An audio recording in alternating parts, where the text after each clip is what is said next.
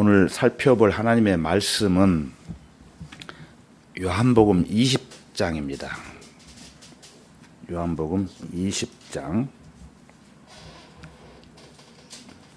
31절 한 절을 보겠습니다. 요한복음 20장 31절입니다. 찾으셨으면 제가 읽겠습니다. 31절. 다만 이것들을 기록한 것은 너희로 예수가 그리스도 곧 하나님의 아들이심을 믿게 하려는 것이요, 또 믿음으로써 그의 이름을 통해 생명을 얻게 하려 함이라. 다 같이 기도드리겠습니다. 사랑과 은혜가 풍성하신 주 하나님 아버지, 감사합니다. 오늘날 죄와 거짓 교리가 난무하고 진리가 부재한 교회들, 또한 예수 그리스도를 문 밖으로 밀어낸 교회들로 인해 하나님께서 함께 하시지 않으므로 거듭남이 사라져버린 교회들이 많이 존재하고 있지만, 저희들에게 온전한 한글 킹제임스 성경을 우리 손에 들려주시고 성경대로 믿는 성도들과 함께 주님의 몸된 교회 안에서 온전한 신앙 생활을 할 수 있도록 인도해 주시는 은혜 참으로 감사합니다. 특히 지난 주간에는 어려운 여건 속에서도 성경대로 믿는 전국의 그리스도인들과 3박 4일 동안 이 시대에 필요한 말씀들의 잔치와 주 성령님께서 함께 하시는 친밀한 교제 시간을 통해 힘과 용기를 불어넣어 주시고, 이제 각각 소속된 지역 교회에서 자비하신 보좌 앞에 영과 진리로 예배드릴 수 있도록 인도해 주심을 또한 감사드립니다. 이 시간도 악한 마귀의 세력으로부터 방해받지 않도록 주 성령님께서 우리의 생각과 마음까지도 주관해 주시옵소서. 이 모든 말씀을 주 예수 그리스도의 이름으로 기도했습니다. 아멘. 네. 오늘은 순서에 의해서 요한복음 8장을 살펴볼 차례인데요. 8장을 하지 않고 요한복음을 좀 더 쉽게 이해하기 위해서 요한복음이 기록된 목적과 특징을 좀 더 구체적으로 살펴보는 시간을 갖고자 하기 위해서 요한복음 20장 31절을 중심으로 해서 살펴보려고 합니다. 요한복음이 기록된 목적과 특징 상당히 중요하죠. 그래서 요한복음에는 요한이라는 동명이인이 등장을 하지요. 우리가 공부한 바와 같이 초두에 이 두 사람 중에 한 사람은 침례 요한이고, 개역에는 세례 요한으로 나오죠. 그러나 침례 요한이 맞습니다. 침례 요한이고, 또 한 사람은 사도 요한이 등장을 합니다.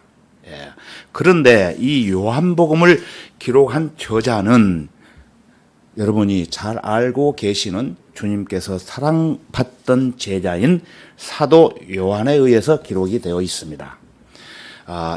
요한이 요한복음의 저자라는 것은 두말 할 것도 없이 성경 자체가 증거하고 있습니다. 자, 그러면은 우리 다 같이 요한복음 21장 바로 24절을 보겠습니다. 한 장 넘기십시오. 24절. 24절. 이런 일들을 증거하고 또 이런 일들을 기록한 제자가 이 사람이라. 우리는 그의 증거가 참된 줄을 아노라. 이렇게 말씀을 하고 있죠. 요한은 요한복음서에 기술된 거의 모든 일들에 함께 하고 있었고, 우리 주님의 수고, 또한 여정, 또한 설교, 또한 기적, 또한 고난과 십자가, 그리고 부활 승천을 눈으로 직접 보고 귀로 직접 들은 증인이라는 것을 성경을 통해 확실히 알 수가 있습니다. 또한 사도 요한은 주님의 사역 시작부터 주님을 알았고 많은 사랑과 신실함으로 주님을 따랐으며 주님께 가장 많은 사랑을 받은 제자로 알려져 있습니다. 그는 요한복음에 자신의 이름을 언급하지 않지만 그럼에도 자신에 관해 예수께서 사랑하시던 제자라고 말을 합니다. 이 부분에 대해서 여러 구절들이 있지만 시간 관계상 몇 구절만 찾아보겠습니다. 먼저 요한복음 19장으로 가겠습니다. 요한복음 19장 26절에서 30절을 보겠습니다. 26절 그때 예수께서 자기 모친과 사랑하는 제자가 곁에 서 있는 것을 보시고 자기 모친에게 말씀하시기를 여인이여 당신의 아들을 보소서 하시고 또 그 제자에게 말씀하시기를 내 어머니를 보라고 하시더라. 그 시로부터 그 제자가 그 여인을 자기 집으로 모시고 가니라. 사도 요한을 말하고 있습니다. 이 일 후에 예수께서는 이제 모든 일이 이루어진 것을 아시고 말씀하시기를 목마르다고 하시니 이는 성경이 이루어지게 함이라.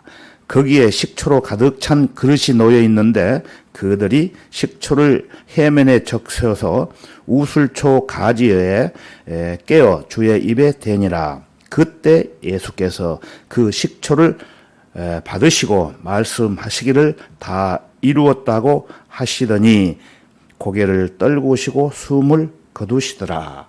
사도 요한은 이러한 예수님께서 십자가에서 죽으시고 또 다 이루었다고 하시며 고개를 떨구신 그 상황을 직접 목격을 했던 장본이기도 합니다. 자, 그러면은 20장 바로 있죠. 20장 1절에서 8절까지 한번 또 보겠습니다. 20장 1절 그 주의 첫날 아직도 어두운데 막달라 마리아가 일찍 무덤에 와서 돌이 무덤에서 옮겨진 것을 보고 그녀가 달려가서 시몬 베드로와 예수께서 사랑하신 다른 제자에게 와서 그들에게 말하기를 사람들이 주를 무덤에서 가져갔는데 우리는 그들이 어디에다 주를 모셔뒀는지 모르겠노라고 하니 여기에 보시면 사랑하는 다른 제자 바로 사도 요한을 가리키는 것입니다. 3절 베드로와 그 다른 제자가 나가서 무덤으로 향하더라. 그 요한복음은 사도 요한이 기록했다고 그랬죠. 그런데 여기 3절에서는 베드로를 이름을 거명을 합니다. 그러나 그 다른 제자라고 하면서 자기 이름은 거명을 안 하고 있죠. 4절 둘이서 함께 달리는데 다른 제자가 베드로보다 더 앞서 달려가 먼저 무덤에 와서 아마 사도 요한은 베드로보다 나이가 젊었기 때문에 빨리 갔던 것입니다. 그렇게 생각을 합니다. 5절 몸을 구부리고 들여다보니 새 마포가 놓인 것을 보았으나 안으로 들어가지는 아니하더라. 그때 그를 따라온 시몬 베드로가 와서 무덤으로 들어가 새 마포 옷이 놓여 있는 것을 보니 아마 그 베드로가 나이가 많기 때문에 자기가 먼저 들어가고 싶었지만 들어가지 않고 베드로가 먼저 들어가기를 원했던 것입니다. 7절 주의 머리에 둘렸던 수건은 새 마포와 함께 놓여 있지 않고 그것만 한쪽에 개어 있더라. 그때 먼저 무덤에 온 다른 제자도 들어가서 보고 믿더라. 베드로가 먼저 들어간 이후에 사도 요한이 들어가서 그 사실을 보고 믿었다는 말씀입니다. 이것은 이야기가 아니고 사실입니다. 사실. 그래서 사도 요한은 세베대와 살로메의 두 아들들 가운데 하나였습니다. 그의 아버지는 갈릴리 벳세다의 어부였어요. 벳세다는 베드로와 그의 형제인 안드레, 빌립 등이 태어난 곳이기도 합니다. 사도 요한의 아버지 세베대는 환경이 좋은 집안이었던 것으로 보입니다. 그에게는 고기잡이용 배가 있었고 고용된 종들이 있었어요.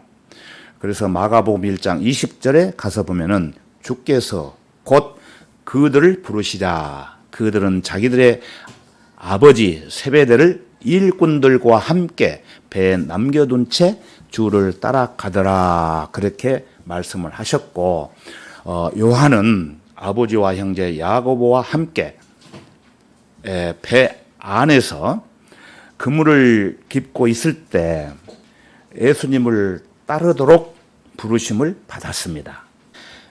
사도 요한은 어느 기억할 만한 중요한 사건을 통해서 주님을 온전히 따르게 되며 마침내 12 제자 중 하나로 택함받게 됩니다.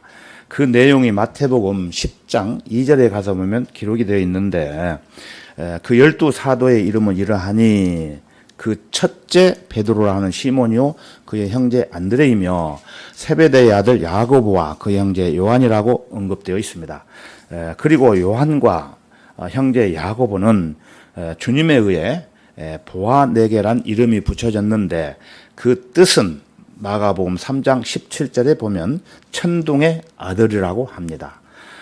천둥은 하나님의 음성을 예표하는데 아마도 그들에게 하나님의 말씀을 증거함에 있어서 강력한 열정과 힘이 있었기 때문에 붙여진 이름이었을 겁니다. 그리고 요한의 어머니 살로메는 마태복음 20장 20절 이하에 보면은 때론 부족한 면을 보이긴 했지만 주님의 여정에 함께하며 주님의 필요를 공급해 주던 여인으로 묘사됩니다. 그녀는 주님을 십자가에까지 따라갔으며 주님께서 장사되신 뒤에는 안식일이 지난 후 그 주의 첫날 막달라 마리아와 야고보의 모친 마리아와 함께 주님께 부를 좋은 향료를 마가복음 16장 1절에 보면 사오기도 했어요. 그러나 주님은 그들이 오기 전에 이미 부활을 하셨던 것입니다. 그런 후에 요한은 주님께서 승천하신 뒤 올리브산에 돌아와 얼마 동안 예루살렘에 머물러 있었으면서 사도행전 2장에 기록된 오순절 성령 강림을 직접 경험했으며 성령께서 발설하게 하신 대로 방언을 말하기로 했던 겁니다. 요한은 강금이 해제되면서 유배되었던 pat모섬에서 돌아온 뒤로는 에베소에서 평화롭게 지내다가 얼마 후 죽은 것으로 전해지는데, 에베소에서 장사되었고 순교하지 않은 유일한 사도였습니다. 요한에 관해서는 많은 일화들이 있지만 그 진실성을 확인할 수 없습니다.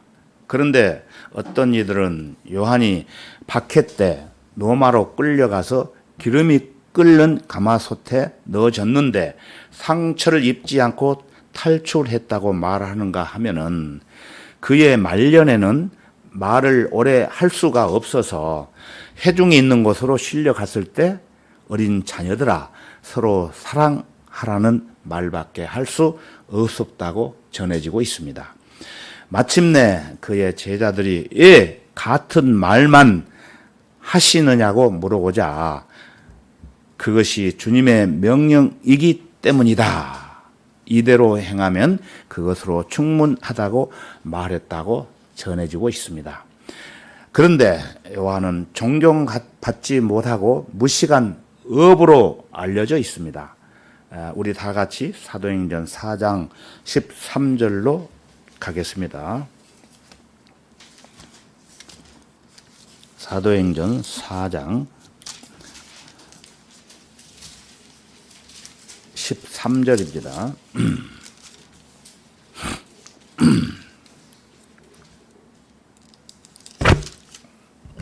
13절 제가 읽어보겠습니다.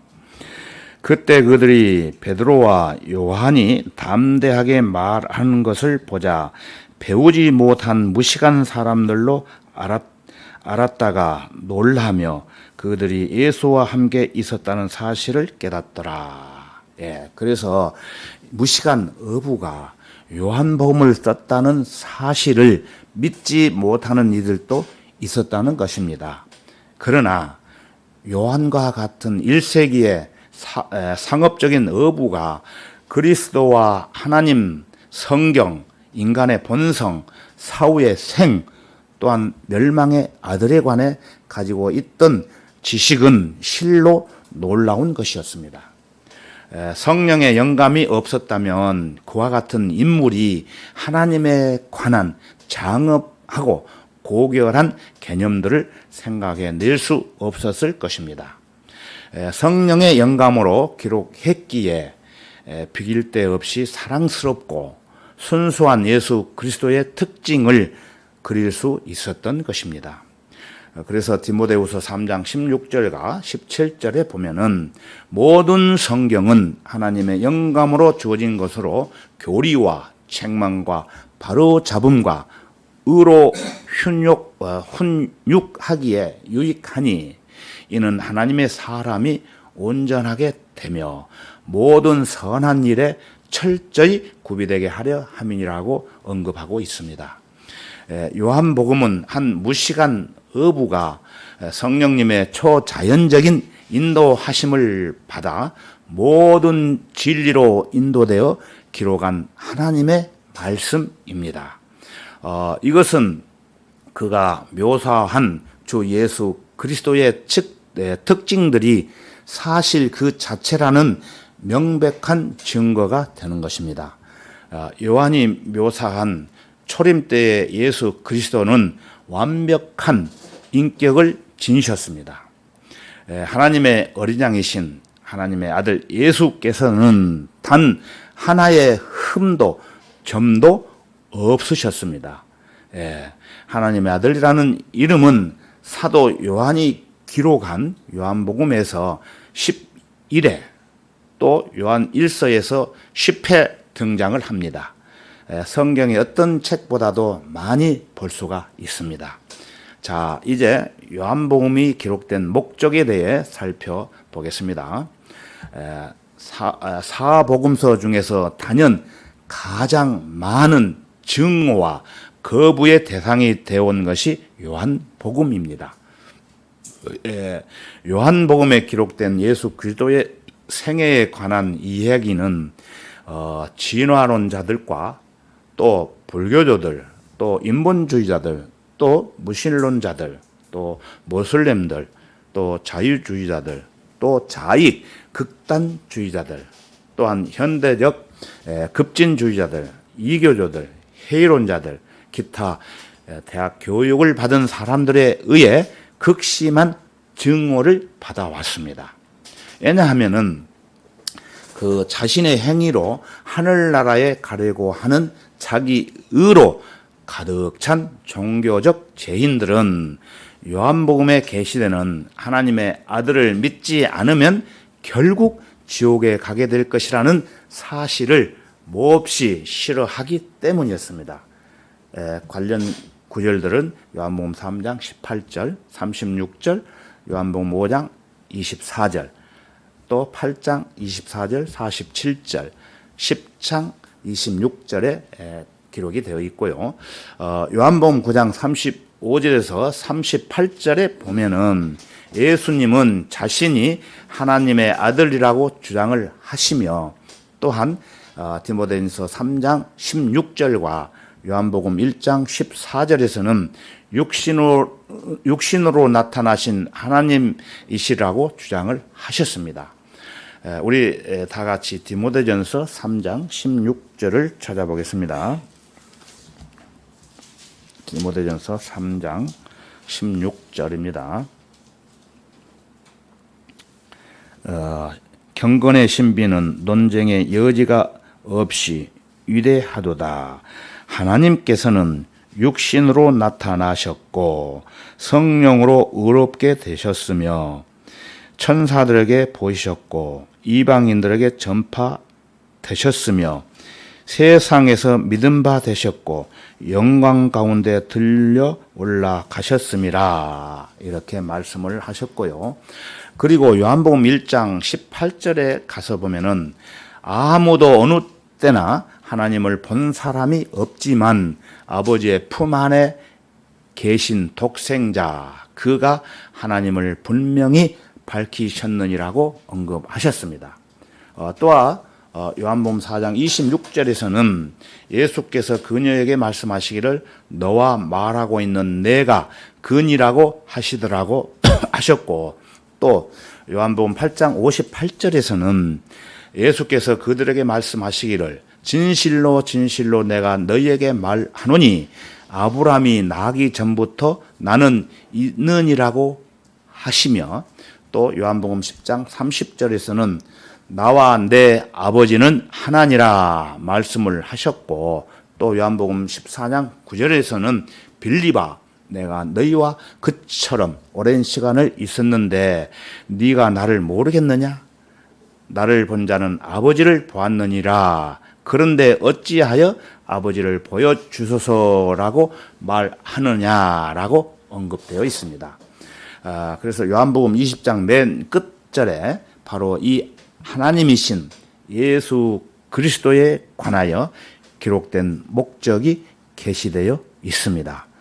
자, 그러면 우리 다 같이 오늘 본문 말씀 요한복음 20장 31절로 다시 가겠습니다.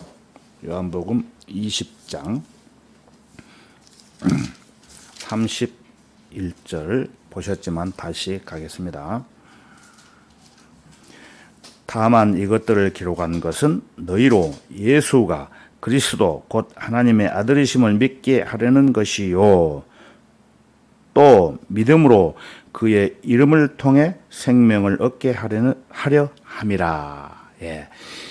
이로써 이 네 번째 복음의 이중 목적이 드러납니다. 이중 목적, 즉 요한복음을 읽는 자로 하여금 하나님의 아들이신 그리스도를 믿게 하려는 것이며, 우리가 읽어봤죠. 예, 곧 하나님의 아들이심을 믿게 하려는 것이요. 또 두 번째로는 또 믿음으로써 그의 이름을 통해 생명을 얻게 하려 함이라. 예, 그분을 믿는 모든 사람들에게 주어지는 생명을 그가 얻게 하려는 것이었던 것입니다. 자, 이제 요한복음의 특징에 대해서 한번 살펴보겠습니다. 요한복음의 특징. 요한복음의 두드러진 특징은 요한이 사도 바울의 모든 서신들을 접할 수 있었다는 것입니다. 예, 바울 서신은 적어도 요한복음을 기록하기 약 10년 전에 완성되어 있었습니다. 예, 요한복음이 기록되기 전 바울 서신은 10년 전에 기록을 했다는 것입니다.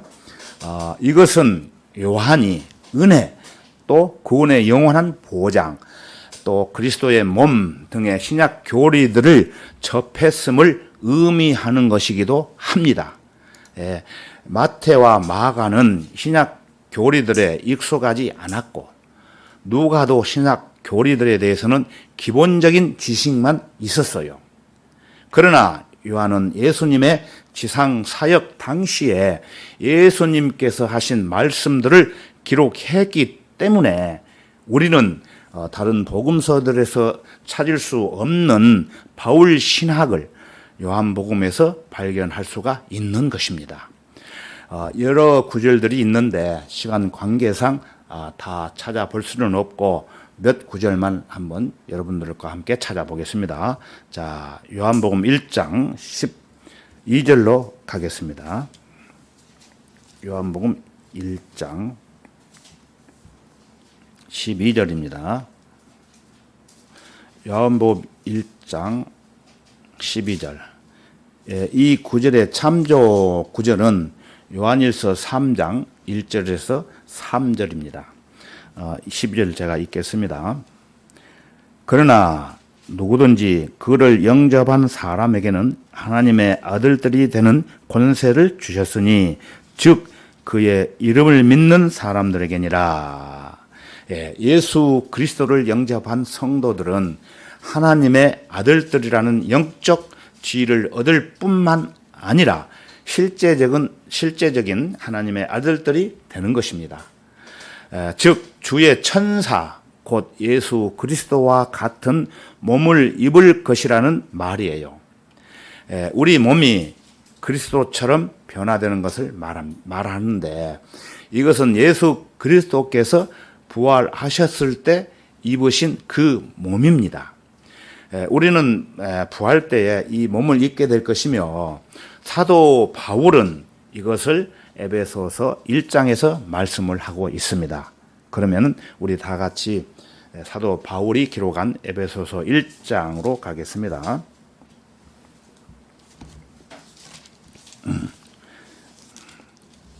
에베소서 1장 18절입니다. 18절.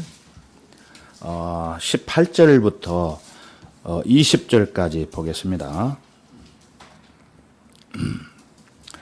18절 너희의 지성의 눈을 밝히셔서 너희로 하여금 그의 부르심의 소망이 무엇이며 성도들 안에 있는 그의 유업의 영광의 풍성함이 무엇인지 또 그의 강력한 능력의 역사하심을 따라 믿는 우리에게 향하신 그의 능력의 지극히 이대하심이 어떤 것인가를 너희로 알게 하시기를 원하노라. 하나님께서 그 능력을 그리스도 안에서 역사하게 하사 그를 죽은 자들로부터 살리셨으며 천상에서 하나님의 오른편에 앉히사 모든 정사와 권세와 능력과 다스림과 이 세상뿐만 아니라 오는 세상에서도 이름 지어진 모든 이름에 뛰어나게 하셨으며 이렇게 말씀을 하십니다. 예수를 죽은 자들로부터 살리신 분의 영이 너희 안에 거하시면 그리스도를 죽은 자들로부터 살리신 분이 너희 안에 거하시는 그분의 영으로 인하여 너희의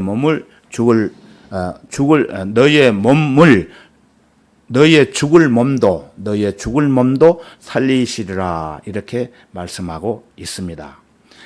즉 성령께서 행하시는 부활의 능력인 것입니다. 자, 두 번째 구원의 영원한 보장에 대한 구절을 또 살펴보겠습니다. 먼저 사도 바울이 기록한 로마서 8장 38절로 가겠습니다. 로마서 8장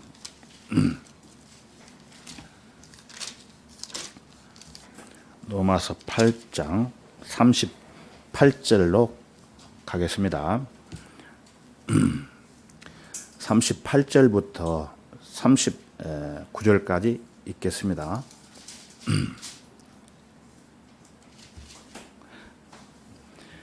38절 내가 확신하노니 사망이나 생명이나 천사들이나 정사들이나 권세들이나 현재 일들이나 다가올 일들이나 높음이나 기품이나 어떤 다른 피조물이라도 우리를 그리스도 예수 우리 주 안에 있는 하나님의 사랑에서 떼어 놓을 수 없으리라.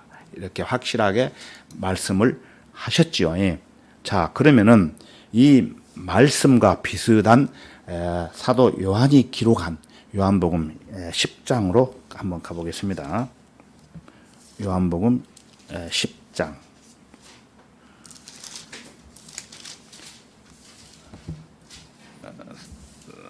사도 요한이 바울 서신을 읽어봤기 때문에 거기에 비교해서 쓰신 말씀입니다.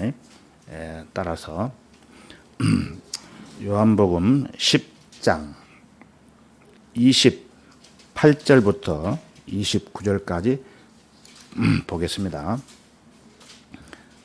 내가 그들에게 영생을 주노니 그들은 영원히 멸망하지 않을 것이며 또 아무도 나의 손에서 그들을 빼앗지 못할 것이니라.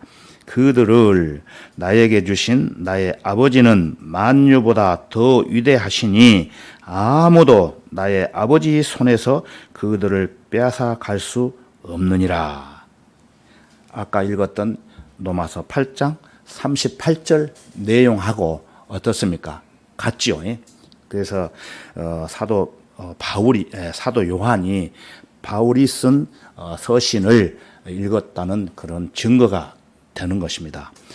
그래서 아까 읽었던 로마서 8장과 여기 요한복음 10장에서 나오는 구절들은 구원의 영원한 보장에 대한 가장 위대한 약속들 중에 하나입니다.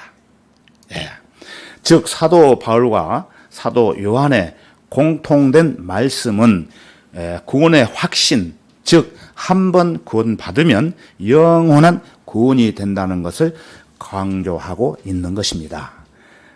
요한은 바울의 교리와 예수 그리스도의 지상 생애 당시에 구약 신학을 모두 접할 수 있었으며 이 두 요소가 모두 요한복음에서도 나타났던 것을 우리가 확인했습니다. 그래서 사도 요한이 그의 복음서에서 보여주었던 바대로 신학적 진리가 풍성합니다. 이는 사도 요한이 이 서신서를 기록할 당시엔 앞에서 말씀드린 대로 바울 서신서들을 비롯한 대부분의 신약 성경들이 완성되어 있었기 때문이었습니다. 그러므로 사도 요한은 모든 바울 서신들과 바울적인 계시에 관해 잘 알고 있었던 것입니다. 이러한 사실로 인해 사도 요한이 쓴 요한복음, 또 요한일서, 또 요한이서, 3서, 그리고 요한계시록의 책들은 신약에서 독특한 이치를 차지하고 있는 것입니다. 여러분 지난주에 경기도 청소년 수련회에서 성경대로 믿는 전국 그리스도인들이 모여 말씀의 잔치와 성도 간의 교제가 있었다는 것을 아시죠? 저는 그 행사를 통해 하나님께서 우리와 함께 동행하시며 또한 때를 따라 우리에게 꼭 필요한 말씀으로 풍성히 채워주신다는 것을 그때 절실히 또한 실감을 했습니다. 그 중에 한 구절이 지금도 잊어지지가 않는데요. 한번 찾아보겠습니다. 누가복음 10장으로 가보겠습니다. 누가복음 10장.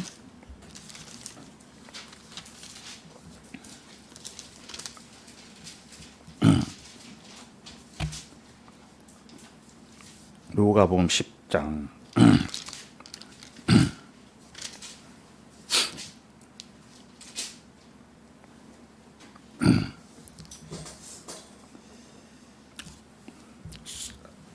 42절입니다.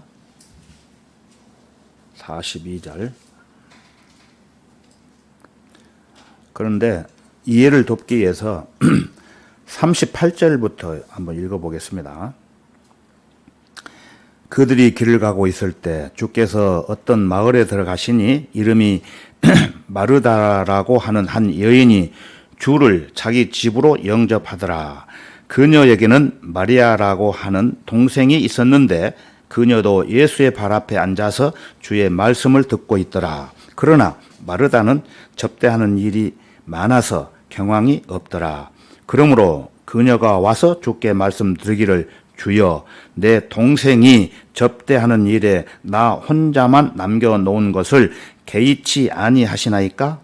그녀에게 말씀하셔서 나를 도와주라고 하소서라고 하니 41절 예수께서 대답하여 그녀에게 말씀하시기를 마르다야 마르다야 내가 많은 일로 염려하며 수고하고 있으나 42절이 중요합니다. 42절 필요한 것은 한 가지뿐이니라. 마리아는 이 좋은 편을 택하였으니 그녀에게서 그것을 빼앗지 못하리라고 하시더라. 자, 여기서 여러분들에게 질문 하나 드리겠습니다. 42절에 필요한 것은 한 가지뿐이니라. 예, 여러분 무엇이라고 생각하십니까? 교제. 공부를 하고 오셔가지고 확실히 알고 계시네요. 예, 필요한 것은 주님과의 교제를 말씀하시는 것입니다. 너무 열심히 공부를 많이 하셨습니다. 고영재님. 예. 그런데 개정에는 뭐라고 했을까요? 그러나 몇 가지만 하든지 혹 한 가지만이라도 족하니라. 그렇게 기록을 해놨어요. 아주 엉뚱한 해석을 해가지고 기록을 해놨습니다. 예, 사랑하는 성도 여러분, 필요한 것은 한 가지뿐이라고 주님께서 말씀하시는 것은 주님과의 교제를 말씀하시는 것입니다. 예, 그래서 우리 다 같이 좀 구체적으로 보기 위해서 요한일서 1장으로 가보겠습니다. 요한일서 1장입니다. 요한일서 1장. 요한일서 1장도 1절부터 3절까지 4절까지 보겠습니다. 태초부터 계셨고 우리가 들었으며 우리 눈으로 보았고 주목하여 살폈으며 우리 손으로 직접 만졌던 생명의 말씀에 관해서라. 요한이 말하는 것입니다. 2절 그 생명이 나타나심에 우리가 보았고 증거하였으며 너희에게 그 영원한 생명을 보여주었으니 그 생명은 아버지와 함께 계셨으며 우리에게 나타나셨느니라. 우리가 보고 들은 것을 너희에게 전함은 너희도 우리와 교제를 갖게 하려는 것이니 참으로 우리의 교제는 아버지와 그의 아들 예수 그리스도와 함께하는 것이라. 우리가 너희에게 이런 것들을 쓰면 너희의 기쁨이 충만하게 하려는 것이라. 예. 아까 우리가 찬송가 414장 불렀지요. 예. 거기 2절인가 보면은 기쁨의 열매가 나옵니다. 예. 교제를 하게 되면은 기쁨의 열매가 맺혀지는 것입니다. 그래서 1장 1절에서는 사도 요한이 보고 만진 무엇을 말하는 것인데 그가 보고 만진 이 인격체는 무엇입니까? 생명의 말씀이었습니다. 그 생명이 나타나심에 그 생명이 한 인격체로 나타난 것이에요. 말씀은 사물이며 그것이 인격체로 나타나지 않았다면 사물로 남아 있었을 것입니다.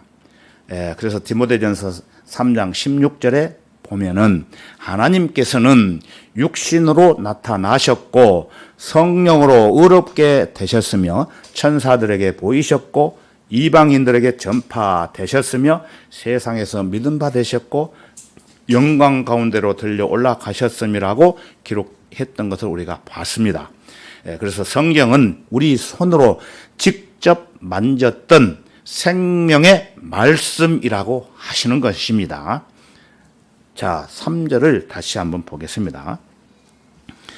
우리가 보고 들은 것을 너희에게 전함은 너희도 우리와 교제를 갖게 하려는 것이니 참으로 우리의 교제는 아버지와 그의 아들 예수 그리스도와 함께하는 것이라. 여기서 우리가 보고 들은 것을 너희에게 전함은 이 전함의 목적은 무엇입니까? 무엇이라고 생각하십니까? 너희도 우리와 교제를 갖게 하려는 것이니 참으로 우리의 교제는 누구와 같이 함께하는 교제입니까? 아버지와 그의 아들 예수 그리스도와 함께하는 성령의 교제를 말하는 것입니다. 전함은 무엇인가를 공개적으로 선언을 하고 발표하는 것을 말하는 거예요. 그래서 구약 시편 19편 1절에 가서 보면은 하늘들이 하나님의 영광을 선포하고 창공이 그의 손으로 하신 일들을 나타내는도다라고 기록하고 있습니다. 본문에서 영원한 생명이 지상에서 한 사람의 인격, 곧 실제적으로 살과 피를 가진 인간으로 나타났음을 선포하는 뜻이라는 것입니다. 우리가 보고 들은 것을 너희에게 전함은, 이 구절의 뜻은 잃어버린 죄인에 대한 말씀이 아니고 구원받은 그리스도인들에게 주어진 말씀입니다. 그래서 우리가 하나님과 예수 그리스도와 성령과 함께하는 교제를 하게 되는 것입니다. 구원받지 못한 사람들은 이런 교제를 하지 못하지요.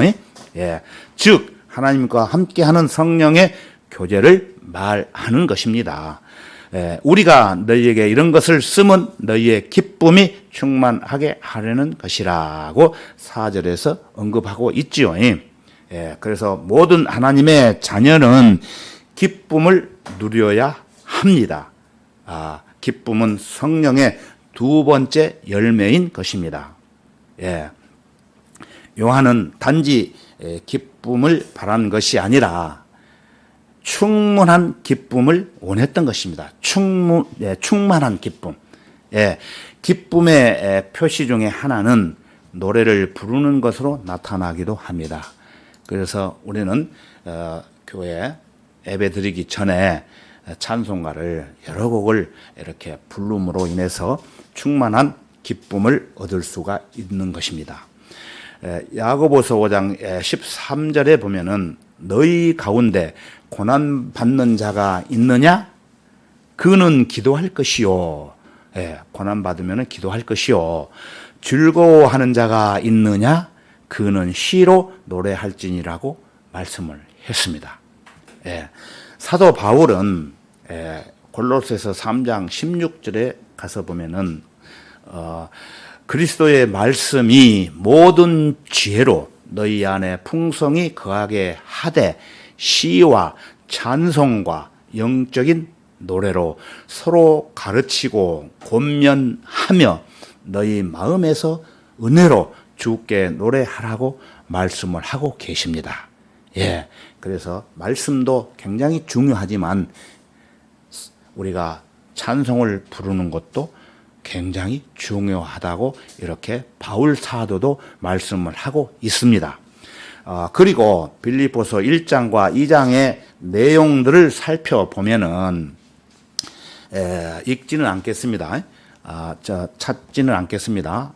첫날부터 지금까지 너희가 복음에 동참함이니라.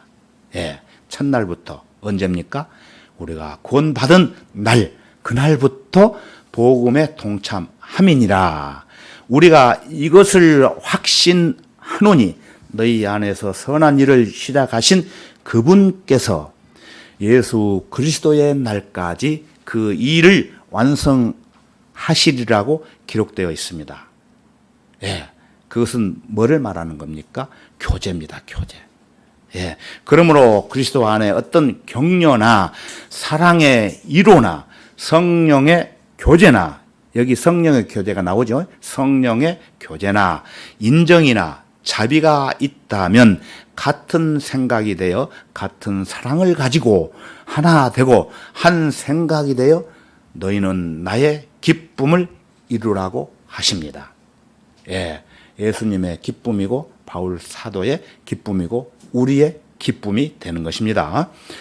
성경대로 믿는 각 지역 교회 그리스도인들은 이번 여름 수련회를 통해서 하나님 아버지와 그의 아들 예수 그리스도와 함께하는 참된 성령의 뜻깊은 교제를 나누었다고 봅니다. 그래서 같은 생각이 되어 같은 사랑을 가지고 하나 되고 한 생각이 되어 너희는 나의 기쁨을 이루라는 말씀을 전국 각 지역에서 모인 그리스도인들이 실천함으로 인해 3박 4일 동안 안전사고 없이 말씀들을 통해서 기쁨을 서로 주고받는 좋은 시간이 되도록 하나님께서 모든 것을 풍성히 이루어 주심으로 무사히 마치게 되었던 것입니다. 또한 이 요한복음에서는 빼놓을 수 없는 독특한 면이 있는데 다른 세 복음, 마태복음, 마가복음, 누가복음에서는 볼 수 없는 그 기술 방식이 사색적이라는 것입니다. 다른 복음서들은 단순한 이야기식 전개인 반면에 요한복음은 어떤 사건 뒤에 잠깐 멈춰서 그 사건의 이유를 설명하거나 또는 읽는 이의 관심을 붙들거나 결론을 이끌어내거나 적용하는 모습을 보이고 있는 것입니다.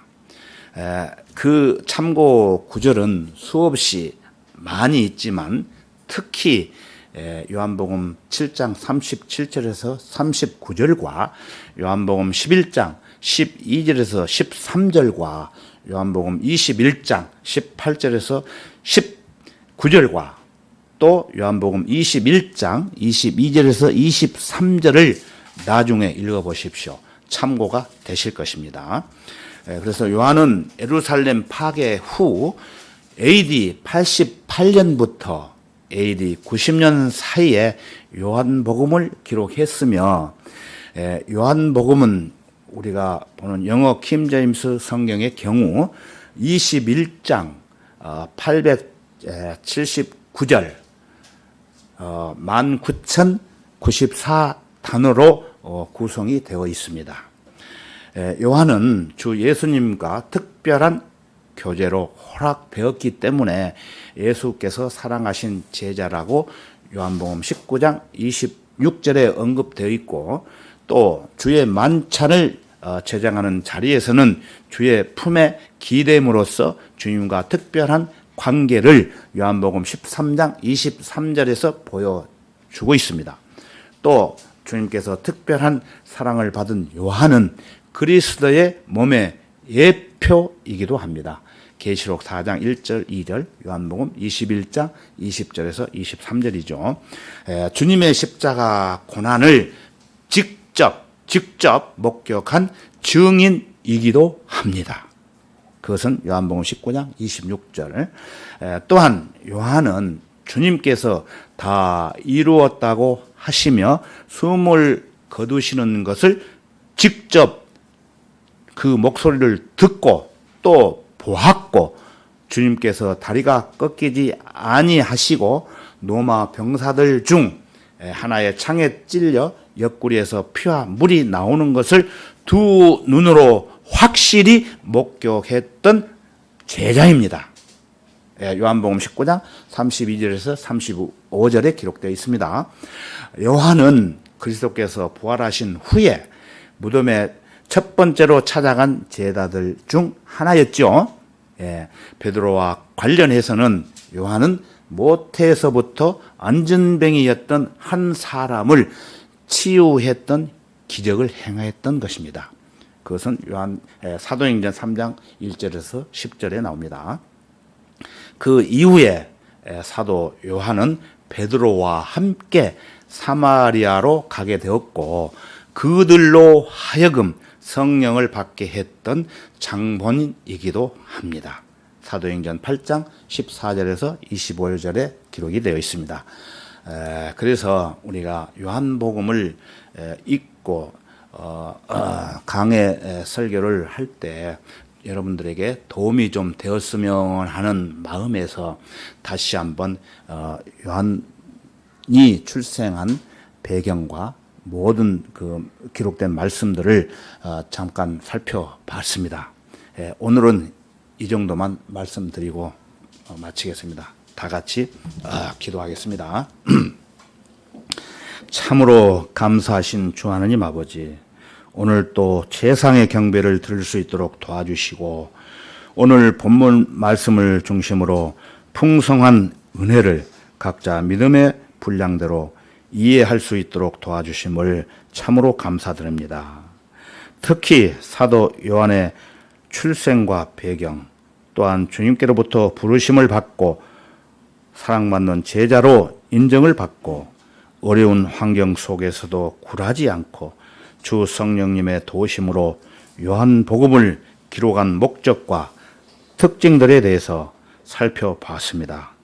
이제 예배를 마치고 일상생활 속으로 복귀하게 되는데 연약하고 부족한 저희들을 주님께서 능력의 말씀으로 강하게 붙잡아 주시고 지혜롭게 삶을 살아갈 수 있도록 인도해 주시기를 간절히 원합니다. 언제나 항상 저희를 지켜주시는 주 예수 그리스도의 이름으로 기도했습니다. 아멘. 찬송가 한 장 부르시겠습니다. 찬송가 86장 부르시겠습니다. 이 찬송가 부르신 후에 강병욱 형제님 회개보고가 있겠습니다. 86장입니다.